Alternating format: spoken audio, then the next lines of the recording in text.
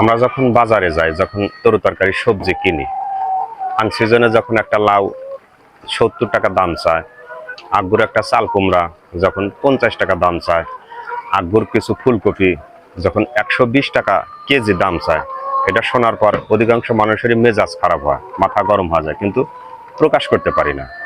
কিন্তু এই মানুষগুলা আমরা কখনোই তলে হাত দিই না যে আনসিজনে একটা কুমড় ৫০ টাকা, একটা লাউ ৭০ টাকা, ১ কেজি ফুলকপি ১২০ টাকা কেমনে হয়।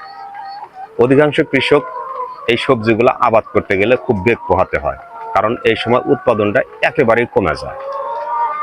ঠিক একই কুমড়, একই লাউ যখন ২০ টাকা, ৩০ টাকা, ১৫ টাকা, ১০ টাকা কেজি হারে বিক্রি হয়, তখন ভাবি যে লাউয়ের দাম এত সস্তা, তার মানে উৎপাদন পর্যাপ্ত আকারে বেড়ে গেছে, যার কারণে অ্যাভেলেবল থাকার কারণে মানুষের চাহিদা একটু কমে যায়।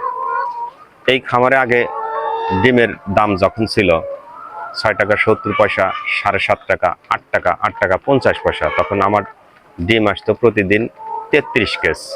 একই খামারে একই অবস্থা, বর্তমানে ডিম আসে মাত্র ২৬ কেজ, ২.৫ কেজ। এটা আমার না, অধিকাংশ খামারে ডিমের উৎপাদন বর্তমানে একেবারেই কমে গেছে। উৎপাদন কমে যাওয়ার কারণে, যার ফলে এখন ডিম ১০ টাকা, ১০.৫ টাকা পাইকারি বিক্রয় হতেছে। এক কথায় যখনই যে জিনিস অ্যাভেলেবল বাজারে পাওয়া যায়, সেই জিনিসের দামটা অনেক কমে যায়। আর যে জিনিস চাহিদার তুলনায় উৎপাদন অনেক কমে যায়, সেই জিনিসটার দামটা সবসময় একটু বেশিভাবেই থাকে।